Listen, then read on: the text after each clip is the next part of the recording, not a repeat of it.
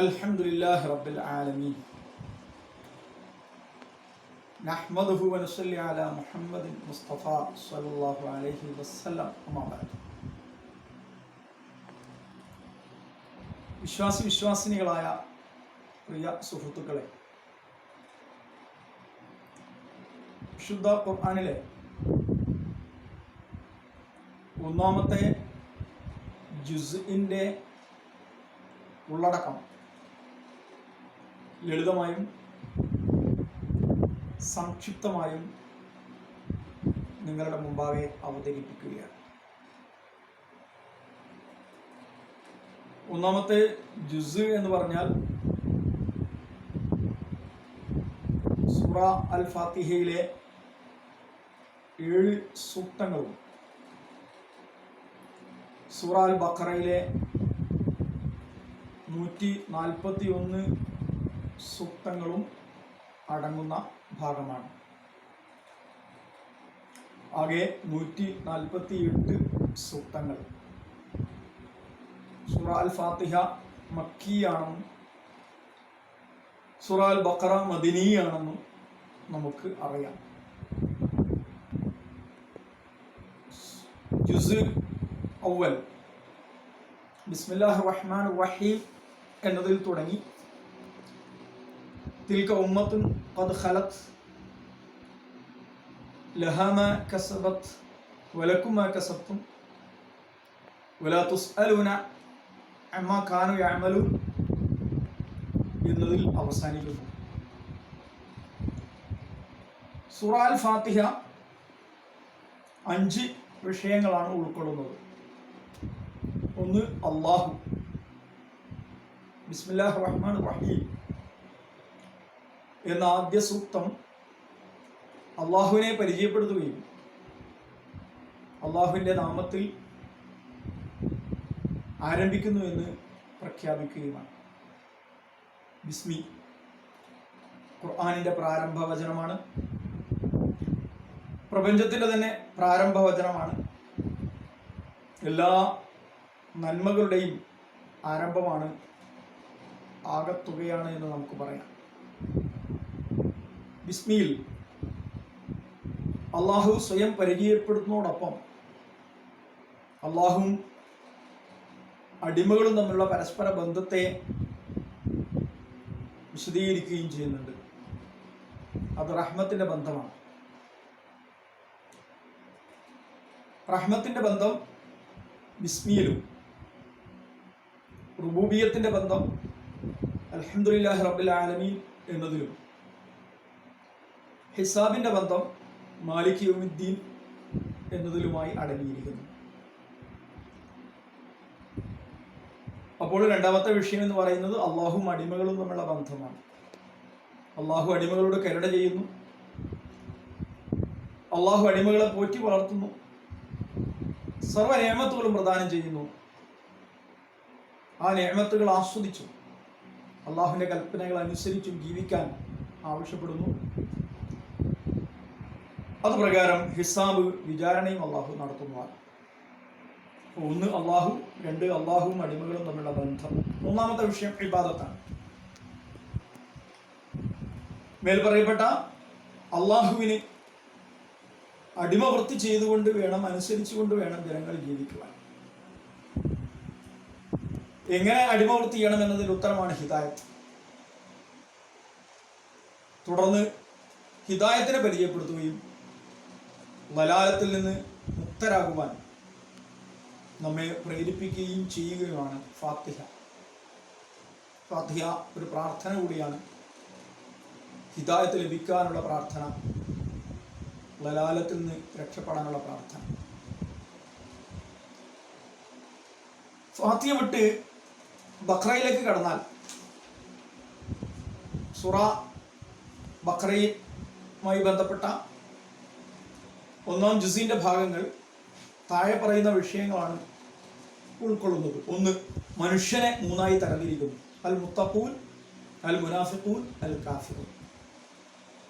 ആരാണ് മുത്തഖീങ്ങൾ എന്ന് പരിചയപ്പെടുത്തുന്നു, ആരാണ് കാഫിറുകൾ എന്ന് പരിചയപ്പെടുത്തുന്നു. കാഫിർ എന്ന പദം പൊതുവെ തെറ്റിദ്ധരിക്കപ്പെട്ട പദമാണ്. പൊതുവെ മുസ്ലിങ്ങളെ കാഫിറുകളെന്ന് വിശേഷിപ്പിക്കുന്ന ഒരു രീതി നമുക്കിടയിലുണ്ട്. പക്ഷെ അത് കൃത്യമായി തന്നെ ഈ ജുസ് വിശദീകരിച്ച് തരുന്നുണ്ട്. ഇന്നല്ലദീന കഫറു സവാഉൻ അലൈഹിം അൻദർതഹും അം ലം തുൻദിർഹും ലാ യുഅ്മിനൂൻ ഖതമല്ലാഹു അലാ ഖുലൂബിഹിം വലാ സമഇഹിം വലാ അബ്സാരിഹിം ഗിഷാവ വലഹും അദാബുൻ അദീം. എല്ലാ സത്യസമർത്ഥനങ്ങൾക്കും ശേഷം, അതെല്ലാം അറിഞ്ഞു ബോധ്യപ്പെടുന്നതിന് ശേഷം എന്നെ തല്ലണ്ടമ്മാവാ ഞാൻ നന്നാവൂല എന്ന് നമ്മൾ നാടൻ ഭാഷയിൽ പറയാറുണ്ടല്ലോ. ആ രീതിയിലുള്ള ഒരു നിലപാടിലേക്ക് ഒരു വ്യക്തി എത്തിച്ചേരുമ്പോഴാണ് അവൻ്റെത് കുഫ്റാവുന്നത്, അവൻ കാഫിറായി മാറുന്നത്. അൽ മുത്തഖൂൻ അൽ കാഫിറൂൻ, ഇവ രണ്ടിനും ഇടയിലാണ് അൽ മുനാഫിഖൂൻ. അവർ ധൈര്യമില്ലാത്ത ആളുകളാണ്, വ്യക്തിത്വമില്ലാത്ത ആളുകളാണ്, സത്യസന്ധതയില്ലാത്ത ആളുകളാണ്. അവർ അവരുടെ ദുനിയവി താല്പര്യത്തിന് വേണ്ടി ചിലപ്പോൾ മുത്തഖീങ്ങളോടൊപ്പം കൂടും, വേറെ ചിലപ്പോൾ കാഫിരീങ്ങളോടൊപ്പവും കൂടും. ഇതാണ് ഒരു വിഷയം. മറ്റൊരു വിഷയം യാ അയ്യുഹന്നാസ് എന്ന സങ്കല്പമാണ്. യാ അയ്യുഹന്നാസ് എന്ന വിളി ഇസ്ലാമിന് മാത്രം അവകാശപ്പെട്ടതും വിശുദ്ധ ഖുർആനിന്റെ സവിശേഷതയായി നമ്മൾ അംഗീകരിക്കുകയും വിശുദ്ധ ഖുർആൻ മനുഷ്യ സമൂഹത്തെ അങ്ങനെയാണ് അഭിമുഖീകരിക്കുന്നത് എന്ന കാഴ്ചപ്പാട് ജനങ്ങളിലേക്ക് നാം പ്രബോധനം ചെയ്യേണ്ടതുമായ ഒരു വിഷയമാണ്. മൂന്നാമതായി ജുസ് അള്ളാഹുവിന്റെ ഗ്രന്ഥത്തിന്റെ ദൈവികതയെ സ്ഥാപിക്കുകയാണ് ചെയ്യുന്നത്.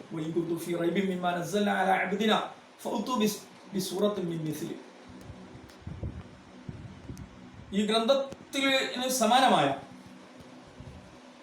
ഒരു കൊച്ചു അധ്യായം പോലും ആർക്കും തന്നെ കൊണ്ടുവരാൻ കഴിയില്ല എന്ന പ്രഖ്യാപനത്തിലൂടെ, ഒരു വെല്ലുവിളിയിലൂടെ ഖുർആനിന്റെ ദൈവികതയെ, ഇലാഹിയത്തിനെ, വഹി എന്ന അതിൻ്റെ അവസ്ഥയെ ഉയർത്തിപ്പിടിക്കുകയും ചെയ്യുന്നുണ്ട് ഈ ജുസ്. നാലാമത്തത് പരലോകം സംഭവ്യമാണ്, ശാസ്ത്രീയമാണ്, യാഥാർത്ഥ്യമാണ്, ന്യായമാണ്, ബുദ്ധിക്ക് മനസ്സിലാവുന്നതാണ് എന്ന് ബോധ്യപ്പെടുത്തുന്നുണ്ട് ഈ ജുസ്.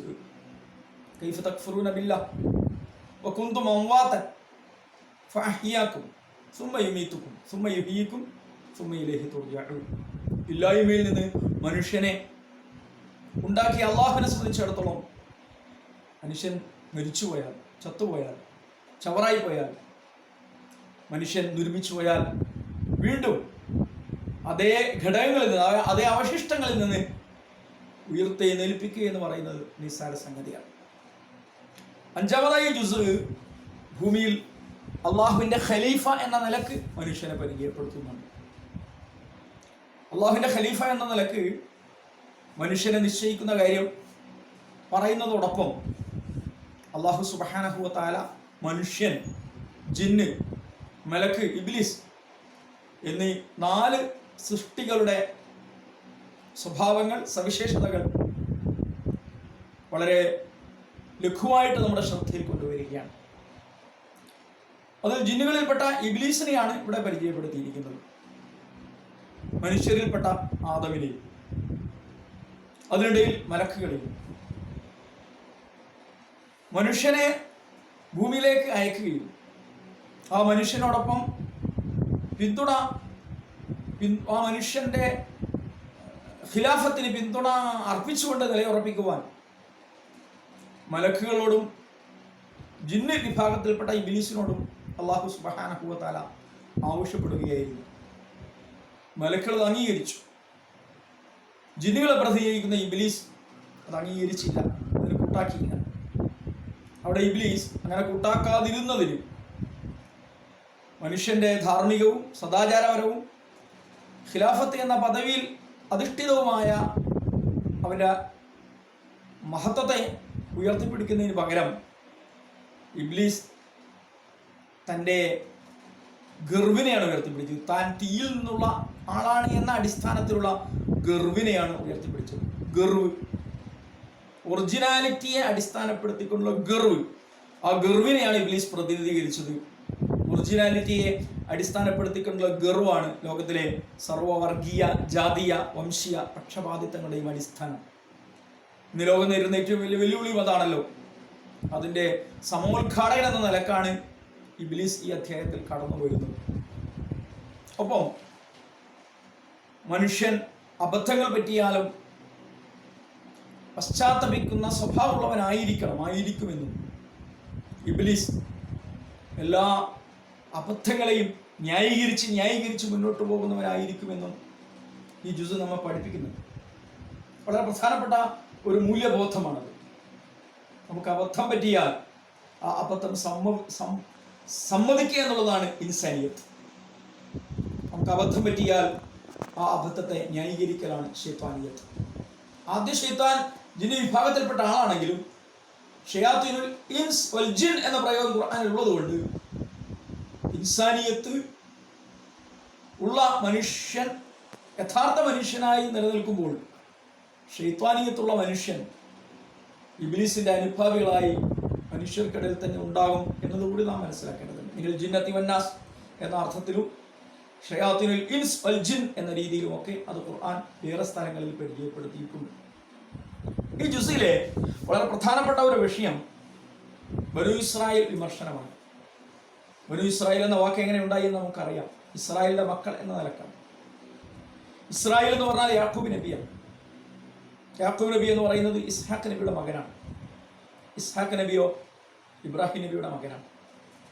അഥവാ ഇബ്രാഹിം അലൈഹി സ്വലാത്തു വസ്സലാമിനാൽ സ്ഥാപിതമായ മില്ല ഹനീഫിയ, മില്ലത്ത് ഇബ്രാഹിമിന്റെ ഭാഗമായിട്ട് ദീർഘകാലം ഇസ്ലാമിന്റെ പ്രതിനിധാനം നിർവഹിക്കുവാൻ ചുമതല ഏൽപ്പിക്കപ്പെട്ട ഉമ്മത്ത് മുസ്ലിമിയാണ് യഥാർത്ഥത്തിൽ ബനു ഇസ്രായേൽ.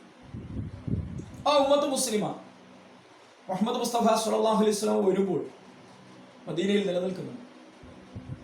ഇസ്ലാമിന്റെ സ്വഭാവവും മുസ്ലിം സമൂഹത്തിന്റെ ലക്ഷണങ്ങളൊക്കെ ചോർന്നുപോയ അവസ്ഥയിലാണ് അവർ നിലനിൽക്കുന്നത്. എന്തുകൊണ്ട് ചോർന്നുപോയി? എങ്ങനെ ചോർന്നുപോയി?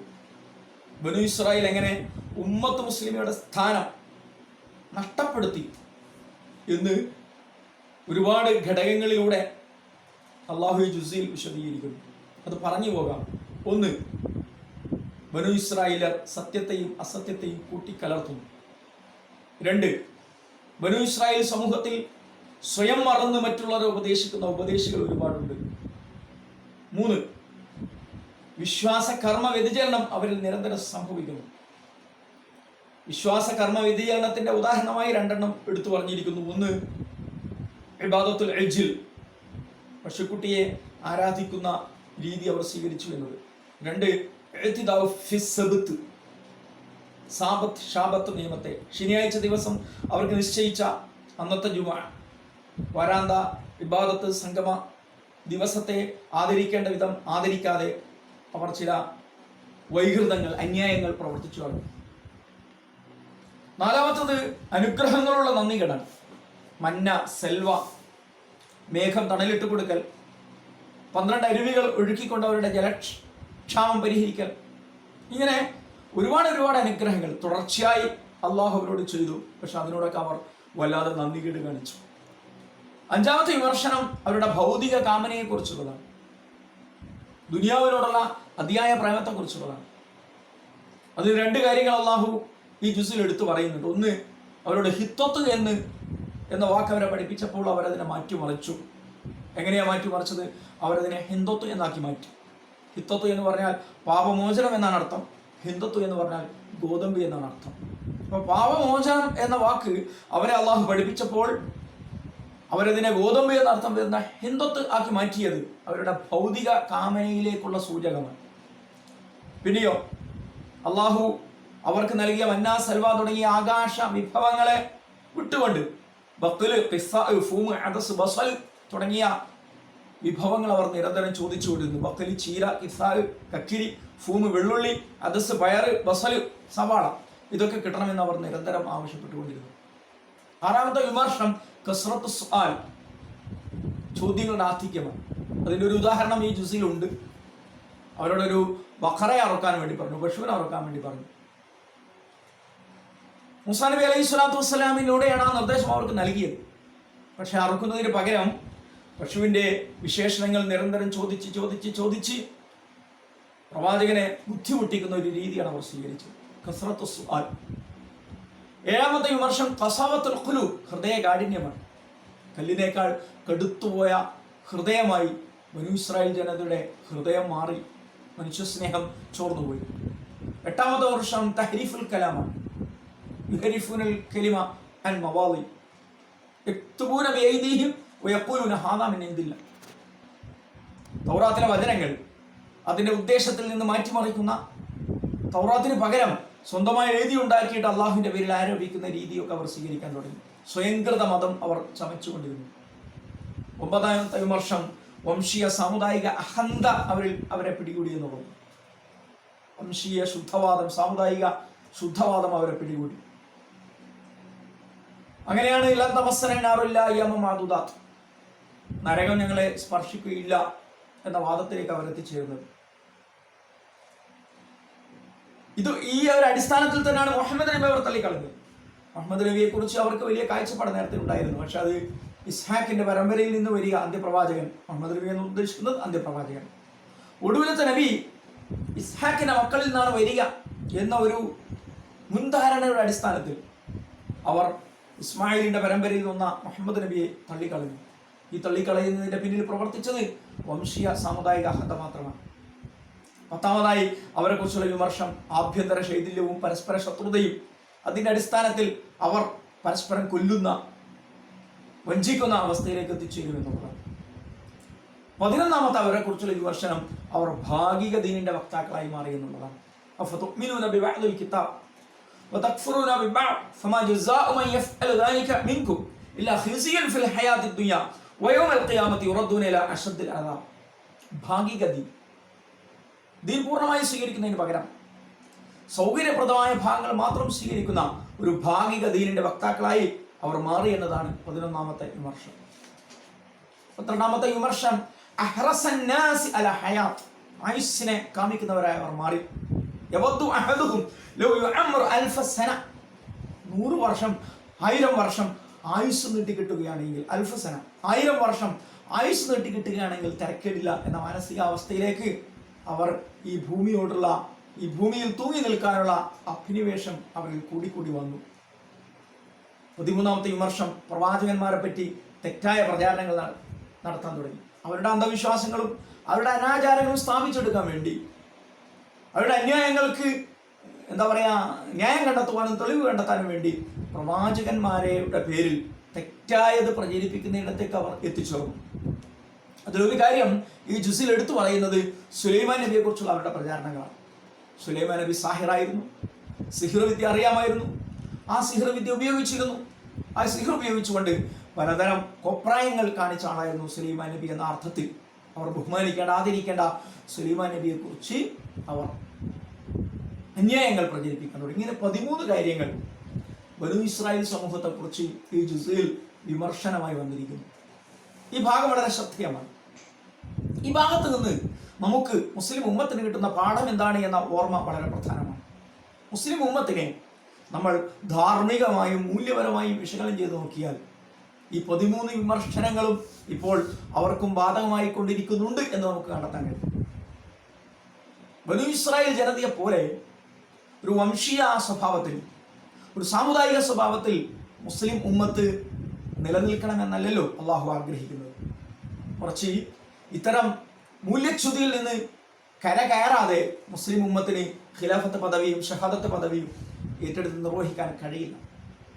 ബനൂ ഇസ്രായേൽ സമൂഹത്തിൽ നിന്ന് ഖിലാഫത്ത് പദവിയും ഷഹാദത്ത് പദവിയും എടുത്തു കളഞ്ഞത് ഇക്കാരണത്താലാണ് എന്ന് മനസ്സിലാക്കിക്കൊണ്ട് മുസ്ലിം സമൂഹം എപ്പോഴും അവരെ മൂല്യപരമായ വിചാരണകൾക്കും വിലയിരുത്തലുകൾക്കും വിധേയമാക്കിക്കൊണ്ടിരിക്കുകയും ബനൂ ഇസ്രായേൽ സമൂഹത്തിന്റെ ദുർലക്ഷണങ്ങൾ അവരിൽ കടന്നുകൂടുന്നതിന് കാവലിരിക്കുകയും ചെയ്യേണ്ടതുണ്ട് എന്നൊരു സന്ദേശമാണ് ഈ വിമർശനം നമുക്ക് നൽകുന്നത്. ഈ ജുസ് അവസാനിപ്പിക്കുന്നത് മില്ലത്ത് ഇബ്രാഹിമിനെ കുറിച്ച് പറഞ്ഞുകൊണ്ടാണ്. മില്ലത്ത് ഇബ്രാഹിമിനെ കുറിച്ച് പറഞ്ഞതിന് ശേഷം ഇബ്രാഹിം, ഇസ്മായിൽ, ഇസ്ഹാഖ്, യാക്കൂബ്, മൂസ, ഈസ ഈ പ്രവാചകന്മാരെ ഒക്കെ പരിചയപ്പെടുത്തിക്കൊണ്ട് തിൽക ഉമ്മത്തുൻ ഖദ് ഖലത് ലഹാ മാ കസബത് വലക്കും മാ കസബ്തും വലാ തുസ്അലൂന അമ്മാ കാനൂ യഅമലൂൻ എന്ന് പറഞ്ഞുകൊണ്ടാണ് അവസാനിപ്പിക്കുന്നത്. ഒപ്പം സിബഗത്തുള്ള എന്ന ഒരു പ്രയോഗവും ഈ ജുസിയിൽ മില്ലത്ത് ഇബ്രാഹിമിനെ കുറിച്ച് പറയുന്നതിൻ്റെ മധ്യേ എടുത്തു ഉന്നയിച്ചിട്ടുണ്ട്. അപ്പോൾ സിബഗത്തുള്ള അള്ളാഹുവിൻ്റെ വർണ്ണം, അള്ളാഹുവിൻ്റെ വർണ്ണം എന്നുള്ളതായിരുന്നു മില്ലത്ത് ഇബ്രാഹിമിൻ്റെ വർണ്ണം. ആ വർണ്ണത്തിലാണ് ഇബ്രാഹിം, ഇസ്മായിൽ, ഇസ്ഹാഖ്, യാക്കൂബ്, മൂസ, ഈസ ഈ നബിമാരൊക്കെ അള്ളാഹുവിൻ്റെ ദീനിനെ പ്രബോധനം ചെയ്തത്. എല്ലാം ഒരു ദീനം, ഒറ്റ ദീനാണ്. റസൂലുള്ളാഹി മുഹമ്മദ് മുസ്തഫ സ്വല്ലല്ലാഹു അലൈഹി വസല്ലം ഇപ്പോൾ വന്നിരിക്കുന്നത് ആ ദീനിന്റെ പുനരുജ്ജീവനത്തിന് വേണ്ടിയാണ്. ഇതൊരു പുതിയ ദീനല്ല, ചരിത്രത്തിന്റെ തുടർച്ചയായ ദീനാണ്. അതെ, ചരിത്രത്തിന്റെ ആ തുടർച്ചയായ ദീനിനെ അതിന്റെ ചരിത്രപരമായ വേരുകളോടൊപ്പം, ആഴമുള്ള വേരുകളോടൊപ്പം അവതരിപ്പിക്കുക എന്നുള്ളതാണ്, അതിലേക്ക് അതിശക്തമായി വിരൽ ചൂണ്ടുക എന്നതാണ് ഈ ജുസ് നിർവഹിക്കുന്ന ദൗത്യം. വിശുദ്ധ ഖുർആൻ പാരായണം ചെയ്യുമ്പോൾ ആശയങ്ങൾ ആലോചിച്ചു, വിഷയങ്ങൾ ഉള്ളിലേക്ക് എടുത്തുകൊണ്ടും പാരായണം ചെയ്യുവാൻ ഈ റമദാൻ മാസത്തിൽ നമുക്ക് സാധിക്കേണ്ടതുണ്ട്. അള്ളാഹു അനുഗ്രഹിക്കുമാറാകട്ടെ. അല്ലാഹുമ്മ അല്ലിംനാ മിനൽ ഖുർആൻ മാ ജഹിൽനാ മിൻഹു വദക്കിർനാ മിനൽ ഖുർആൻ മാ നസീനാ മിൻഹു. അല്ലാഹുമ്മ ജഅൽ ഖുർആന റബീഅ ഖുലൂബിനാ യാ റബ്ബൽ ആലമീൻ വജ്അൽഹു ഹുജ്ജതൻ ലനാ വലാ ഹുജ്ജതൻ അലൈനാ വസല്ലല്ലാഹു അലാ മുഹമ്മദ് വൽഹംദുലില്ലാഹി റബ്ബിൽ ആലമീൻ.